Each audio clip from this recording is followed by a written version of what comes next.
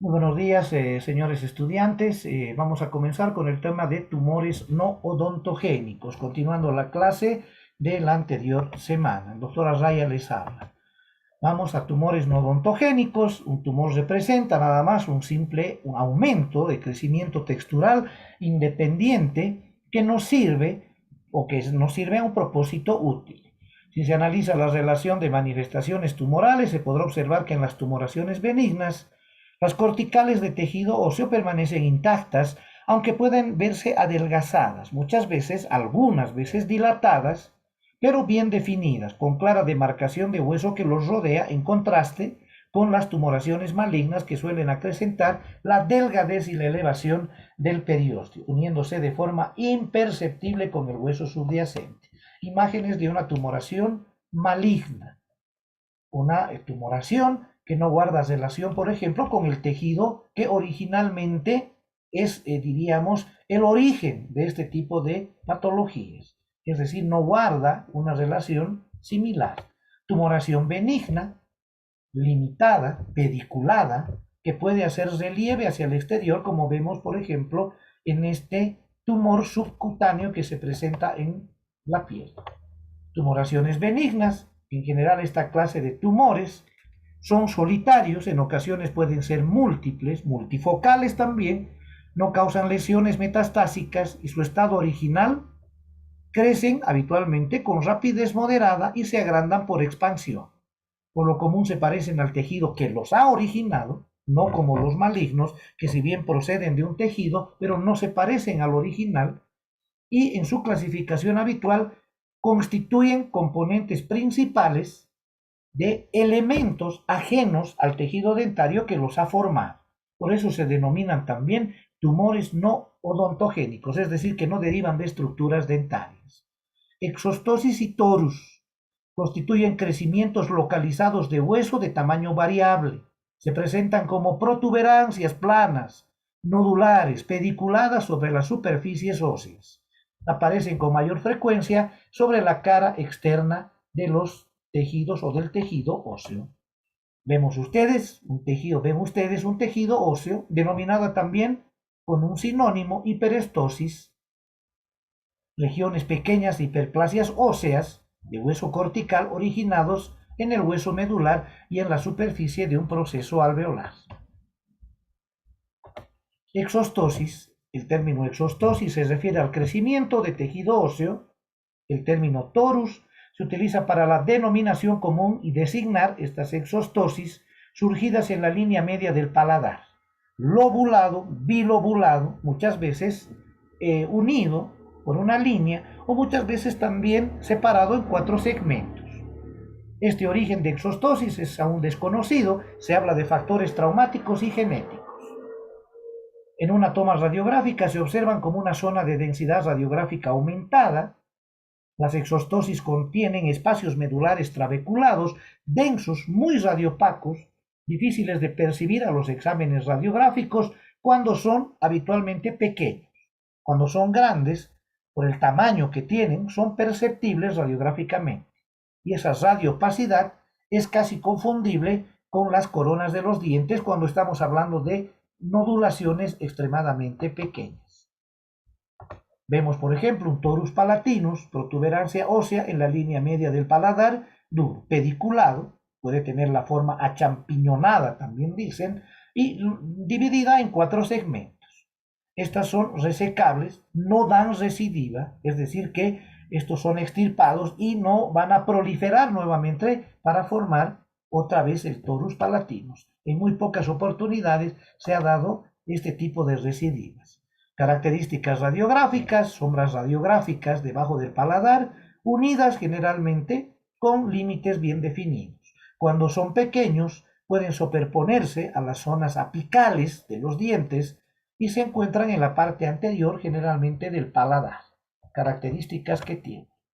Torus palatinus, crecimiento óseo ebúrneo, que se eleva en las márgenes de las apófisis palatinas y de la sutura media del paladar, es decir, en los huesos del paladar, huesos del maxilar superior. A ambos lados de la línea media se encuentran comprometidos muchas veces estos huesos Las lesiones son bilaterales, invariablemente las lesiones de un lado se unen con el otro para formar segmentos o cuadrantes. Colas y Cole en 53 dividieron al torus palatinus en planos que pueden ser ahusados, nodulares, lobulares, achampiñonados, es decir, segmentos que pueden presentarse a nivel clínico en la cavidad bucal. Tamaño variable, aquellos detectables solo por palpación, aquellos torus que en tamaño ocupan todo el paladar, a veces muy grandes. Las tomas ideales para una mejor ubicación y localización son las radiografías de tipo oclusal. Radiografía, características de esas masas pequeñas que pueden confundirse o que pueden sobreponerse a la porción apical de molares y premolares. Masas radiopacas circunscritas de contornos lisos y que forman generalmente elementos redondeados, algunas con bordes poco nítidos, y que se fusionan con el hueso normal circundante. Está formado únicamente por hueso cortical. Las de gran tamaño pueden contener espacios nodulares y también espacios medulares. Algunas son de difícil diagnóstico por la superposición dentaria.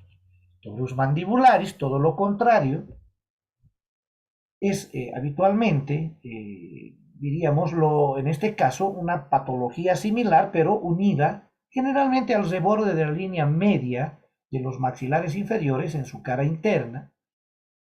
Hay tendencia acentuada a la ocurrencia múltiple, es decir, a la presencia de múltiples tumoraciones, exostosis de tejido óseo, y generalmente muy unida a la línea oblicua interna.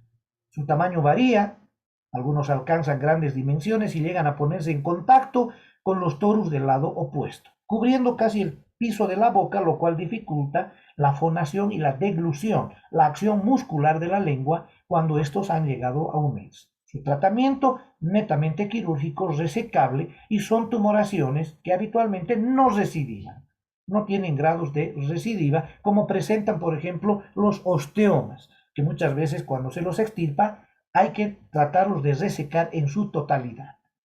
Radiográficamente podemos utilizar radiografías oclusales que revelan la extensión y la ubicación del tamaño de las mismas. Estas pueden llegar a oscurecer zonas apicales, es decir, sobreponerse a las zonas apicales de premolares y molares por sobreposición, y es necesario tomar varias placas radiográficas para poder observar los ápices. Las radiografías periapicales nos sirven, las técnicas de paralelaje también, para poder disociar esta masa de tejido óseo de las porciones apicales. Una imagen clínica de un torus mandibular. Exostosis que protruyen desde la tabla lingual de la mandíbula y son o pueden ser uni o bilaterales. Imagen radiográfica unido a la línea oblicua interna, homogénea, nudosa en la superficie lingual, y el límite entre el torus y el hueso parece que fuera el mismo, dificultando indudablemente la deglución del paciente, la acción muscular, la acción de los músculos miloioideos, y sobre todo en algunos pacientes dificultando muchas veces ser portadores de aparatos protésicos. Enostosis, que es la contraparte de las exostosis, porque son crecimientos óseos internos hacia la superficie interna de la corteza, se extienden hacia el espacio esponjoso. Desde el punto de vista radiográfico, es una entidad confusa que muchas veces puede dar lugar a una mala interpretación. Es decir, que estas piezas dentarias tienen procesos de esclerosis por procesos reparativos, apicales, pero simplemente pueden tratarse de enostosis, es decir, crecimientos de tejido óseo hacia el interior. De la observación de radiografías de los maxilares, todas parecen demostrar un patrón similar a una esclerosis, como ya les había mencionado, de tejido óseo, como patrón de una comparación de ambas entidades. Imágenes radiográficas de una enostosis que estamos observando. Sombra radiopaca, delimitada, poco densa, en el sector posterior, sobrepuesta a las raíces de los premolares y algunas veces incisivos y caninos, lo que da apariencia de una esclerosis de tejido óseo, una condensación de tejido óseo producto de algún tipo de lesión periapical, que en este caso sería lo incorrecto. Es decir, tomar otras placas radiográficas, otras tomas radiográficas con diferentes angulaciones para descartar este tipo de situaciones. Los osteomas son tumores benignos, compuestos de hueso. Los estudios histológicos generalmente no consiguen distinguir por lo general un crecimiento de hueso hiperplásico de un simple osteoma, pese a que su origen no es inflamatorio. Es una participación activa de osteoblastos y la derivación del cartílago son los rasgos predisponentes y predominantes de este verdadero osteoma.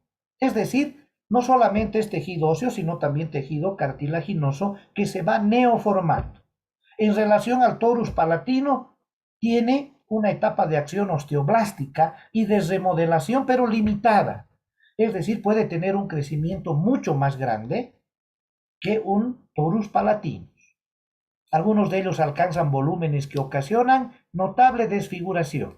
Pueden estar adheridos a las corticales del hueso por un pedículo y otras veces pueden crecer desde una base ancha. Los de tipo pediculado suelen presentarse más a menudo en el maxilar inferior, donde pueden ubicarse sobre cualquiera de sus caras, habitualmente más en la cara vestibular, es decir, de la zona de los molares. No es frecuente que sobresalga en el borde inferior, es decir, muy pocas veces se extiende hacia el borde inferior de la mandíbula. Osteoma, vean ustedes la imagen radiográfica, una radiopacidad marcada, lobulada, pero de crecimiento extenso, y que puede llegar a provocar muchas veces la parestesia del nervio dentario inferior. Se desarrolla el tejido óseo, el cual se produce en todos los huesos, aunque con mayor incidencia en los huesos faciales del cráneo. No produce metástasis, generalmente no se difunde, y hay un dolor y una deformidad ósea. Ustedes lo pueden palpar en la clínica, características de un tejido duro a nivel de encía, ya sea lingual o vestibular, y que, bueno, produce asimetría facial, característica clínica corroborada con el examen radiográfico. Examen seriado, donde podemos observar osteomas múltiples, es decir, focalizaciones de estos osteomas en varias piezas dentarias, es decir, en el grupo central, especialmente en zona molar, que pueden llegar a modificar la estructura de las corticales. Zonas o focos de enorme radioopacidad marcada en el tejido óseo, características de un osteoma. Nuevamente, los osteomas pueden ser múltiples en los maxilares, pueden asociarse con otras partes del esqueleto, presencia de hueso denso, laminado, con pocos conductos javersianos, y la densidad radiográfica es mayor que la de un tumor, con hueso esponjoso y abundantes espacios medulares. Estos osteomas múltiples se asocian con lesiones o síndromes como el de Gardner, que también tiene problemas o lesiones a nivel intestinal. El de Richards, con multiplicidad de osteomas, tumores múltiples, cutáneos y subcutáneos. Síndrome de Richards y síndrome de Gardner. Gardner que generalmente se presenta a nivel de intestino y Richards que se presenta a nivel de tejido, tejido cutáneo, donde se pueden presentar tumores múltiples y subcutáneos, además de poliposis múltiple del intestino delgado, como en el síndrome de Gardner. Vean ustedes un osteoma de mandíbula de forma irregular, pero adherido por un pedículo a la zona molar.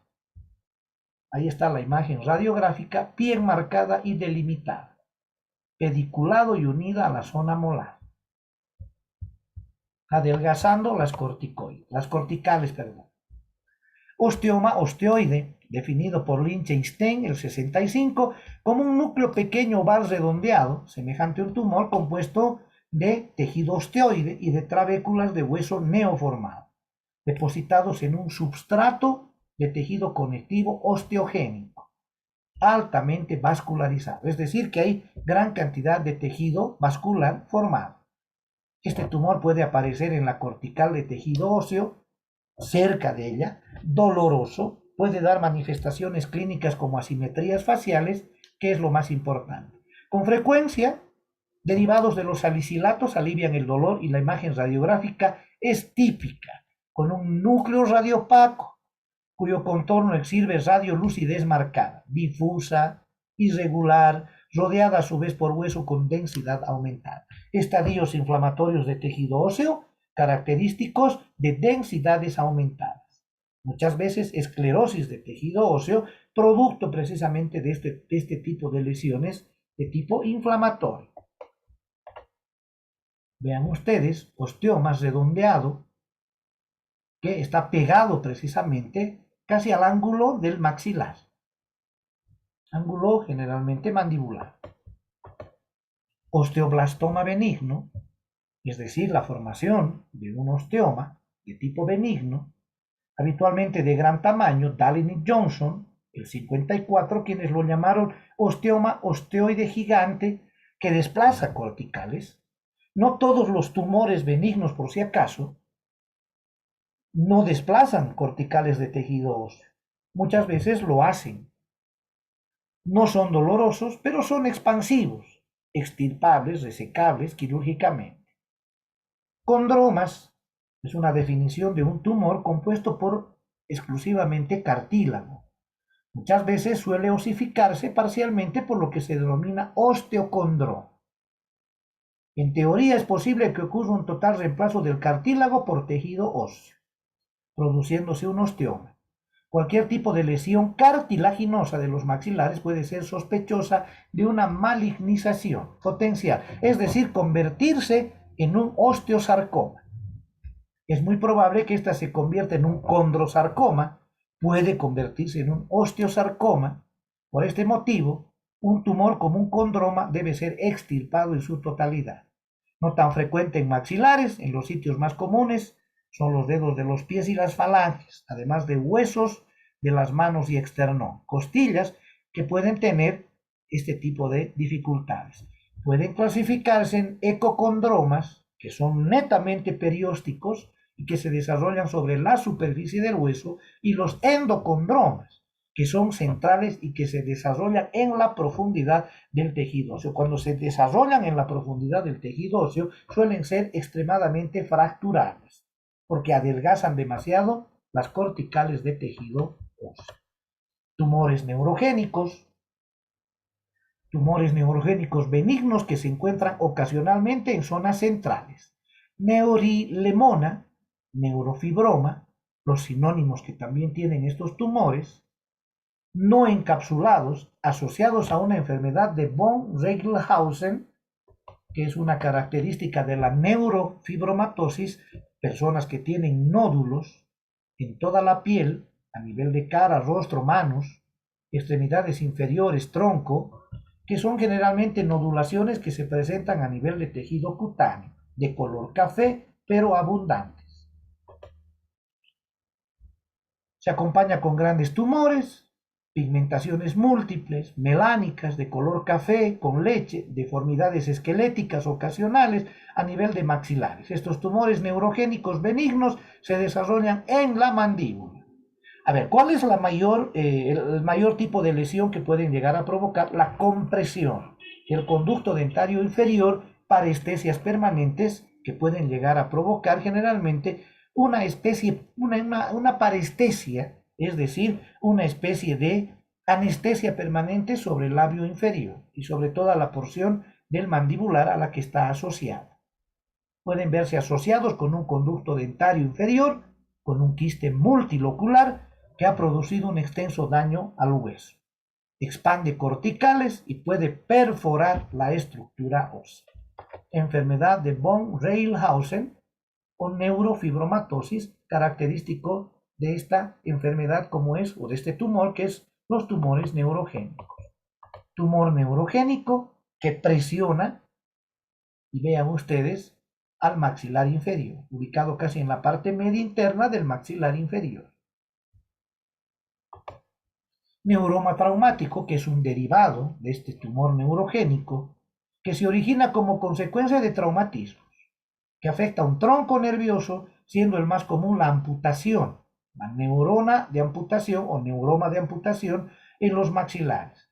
Puede producirse por una fractura, una resección, inevitable interferencia con el nervio en el momento de la remoción, la presencia de un quiste, de un tumor. También puede seguir a la abulsión del nervio realizada para aliviar una neuralgia. Habitualmente las neuralgias son tratadas muchas veces con la segmentación del nervio.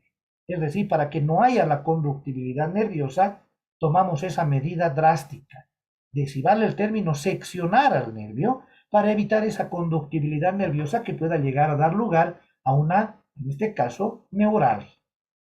Cuando se produce esa situación, aparecen estos neuromas traumáticos, característicos de este tipo de maniobras quirúrgicas que puede realizar generalmente el cirujano maxilofacial.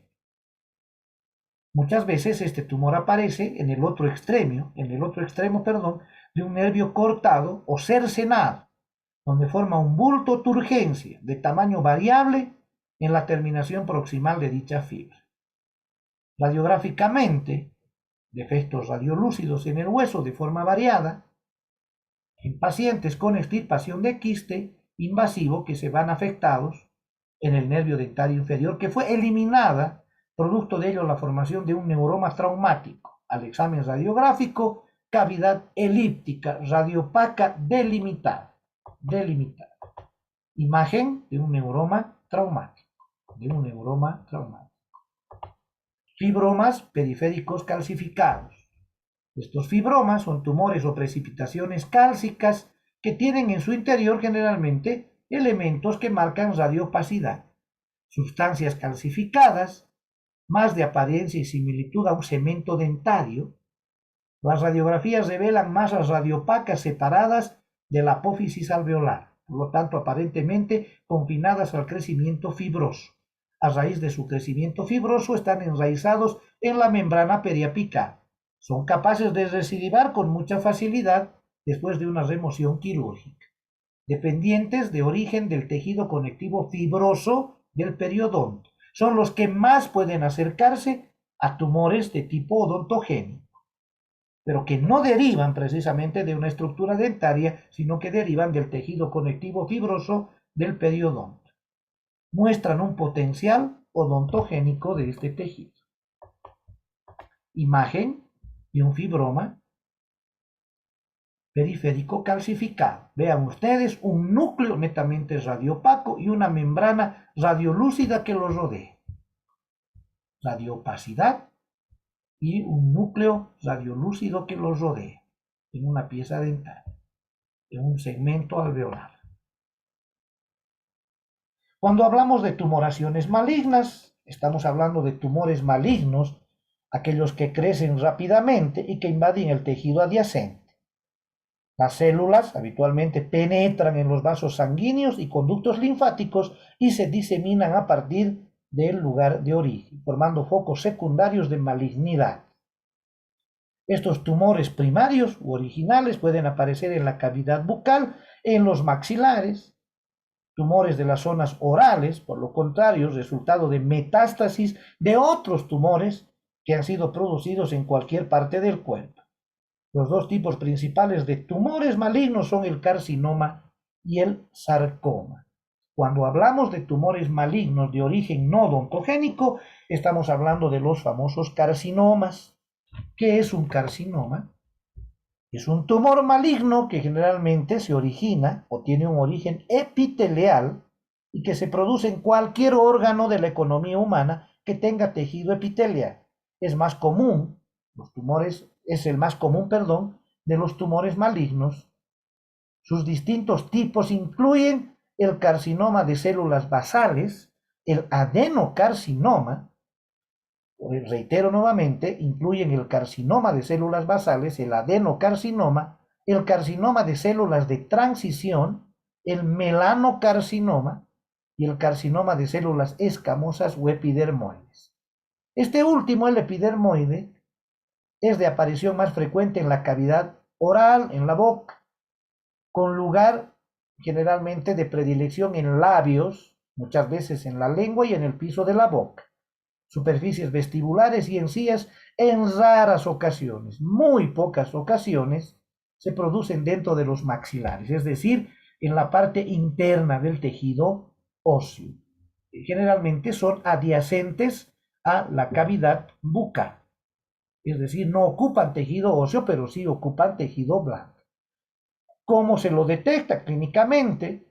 Células escamosas de la cavidad oral, al examen radiográfico complementario. Muchas veces estos hacen relieve, por eso pueden ser detectados. El tipo de coloración, cambio de coloración que presenta un carcinoma, pero al examen radiográfico, muchas veces, estos pueden ser de características, muchas veces casi imperceptibles en sus inicios. Cuando recién el hueso está invadido, secundariamente, se producen zonas de erosión sobre la superficie que pueden ser suficientes para poder ser discernibles en este caso, al estudio radiográfico. Reitero nuevamente, tejido blando, tejido óseo, que muchas veces puede ser afectado, y corticales, que generalmente cuando son tomadas por estos carcinomas pueden llegar a provocar una dilatación extensa y una destrucción del hueso cortical. Aspectos radiográficos de los estadios avanzados. Como es en tejido blando, presenta radiolucidez con bordes irregulares y mal definidos. Vean ustedes características de un carcinoma, adenocarcinoma, en el surco vestibular, característico generalmente en este tipo de pacientes. No ha tomado casi ninguna porción del tejido óseo, pero ha tomado una gran porción generalmente de tejido blando. Estamos hablando de un carcinoma, características de un carcinoma. Los carcinomas, generalmente de los maxilares, resultantes de lesiones metastásicas que van a provenir de otras partes, por lo común aparecen en las zonas centrales de la médula ósea. Parece ser el sitio mucho más frecuente para las metástasis de tejido óseo. La primera prueba puede ser el signo radiográfico de una lesión osteolítica. En el maxilar, en el examen clínico aparece generalmente de características normales. Muchas veces no hacen relieve, muchas veces solamente hay cambio de coloración en estos carcinomas, pero no hay relieve, lo que puede ser muchas veces engañoso para algunos pacientes, especialmente en pacientes que tienen problemas a nivel de lengua, porque estos muchas veces simplemente presentan pequeñas erosiones y cambios de coloración leves, pero muchas veces estos hacen ya nodulaciones y estas nodulaciones son perceptibles clínicamente. Estoy hablando de los carcinomas que se presentan en cavidad generalmente bucal. Hablamos de carcinomas, vean ustedes carcinomas formados.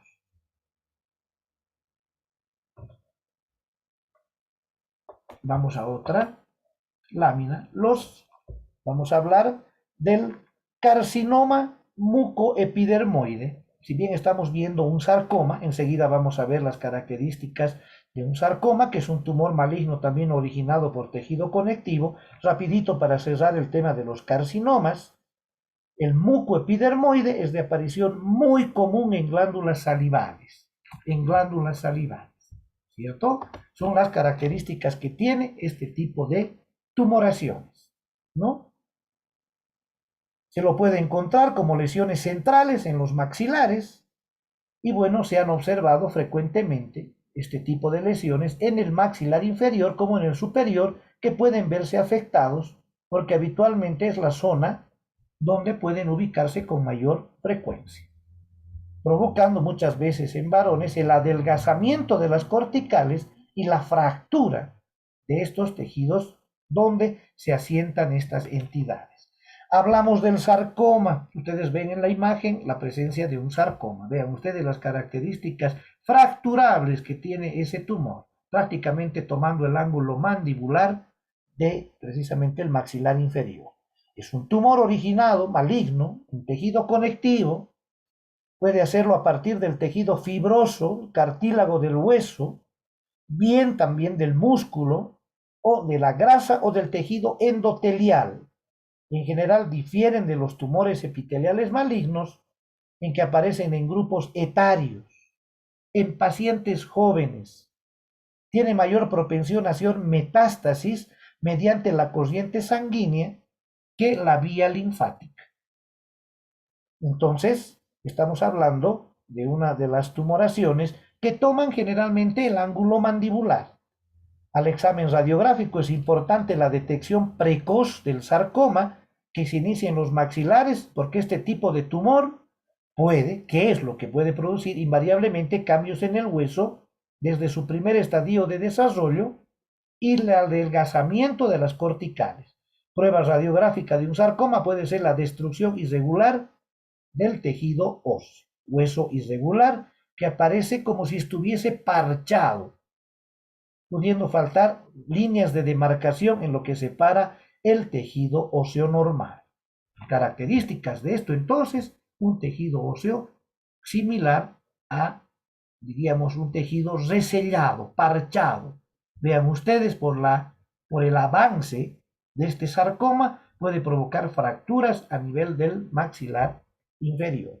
Los fibrosarcomas, ya vamos cerrando, jóvenes, se pueden formar en los maxilares y se los define como tumores malignos de células fusiformes que no producen material osteoide en la lesión original o en depósitos secundarios. Esta incidencia de fibrosarcomas es menor que la de los osteosarcomas. Aparece por igual en ambos sexos, a diferencia del osteo. Vamos al osteosarcoma, ya para cerrar. Presentan amplios hallazgos microscópicos y radiográficos. Hallazgos microscópicos y radiográficos. Estos osteomas generalmente se dan a nivel de los maxilares y merecen ser comentados porque la edad promedio de aparición del primer síntoma es significativamente mayor, más o menos una década, es decir, en pacientes extremadamente jóvenes. Parecería haber menor grado de formación de nódulos de estos tumores en los maxilares, teniendo generalmente estos osteosarcomas de la mandíbula un mejor pronóstico que los del maxilar superior. Síntoma inicial es a menudo un aumento de volumen del área afectada, dolor asociado generalmente a estas zonas y también parestesia, además aflojamiento y abulsión de muchas de las piezas dentarias, muchas de estas piezas dentarias. Y vamos a cerrar, jóvenes, el día de hoy. El tema es bastante extenso con el tema de los mielomas, que son característicos generalmente a nivel de tejido óseo. Vamos a dejarles una bibliografía alterna para que ustedes la puedan revisar. El mieloma múltiple, tumor de hueso que se forma a partir de los constituyentes de la médula ósea. Asemejando células plasmáticas, son tumores casi siempre múltiples, es decir, no es solamente un foco, sino son varios focos de tumores y pueden estar diseminados por todo el esqueleto, no solamente la mandíbula, sino también en el resto del esqueleto, especialmente en zonas como el esternón, el cráneo, la clavícula y las costillas, además de la columna vertebral. Este compromiso de los maxilares no es o es infrecuente. La mayoría de estas lesiones aparecen en la mandíbula, generalmente en pacientes que han presentado cambios de coloración a nivel de piel. Factores traumáticos, signos y síntomas que incluyen aumento de volumen, dolor, expansión, parestesia, flojedad de piezas dentarias, enfermedades mucho más frecuentes que aparecen generalmente como enfermedades debilitantes. Es decir, enfermedades debilitantes pueden llegar a causar un mieloma múltiple. En el primer periodo de estos mielomas se ven focos pequeños, organizados, radiolúcidos, limitados simplemente a la médula ósea. Cuando el número de ellos aumenta, porque estos van en progresión, van aumentando, se unen y se manifiestan como zonas de radiolucidez irregularmente definidas. El compromiso de la cortical es secundario. Por extensión directa de algunos casos, se llega a destruir toda la estructura hueso. Es semejante al ameloblastoma. El ameloblastoma dilata las corticales de los huesos y produce fracturas. Lo mismo hace el mieloma, que de forma interna empieza a dilatar las corticales óseas, adelgazar el tejido y produce una fractura patológica.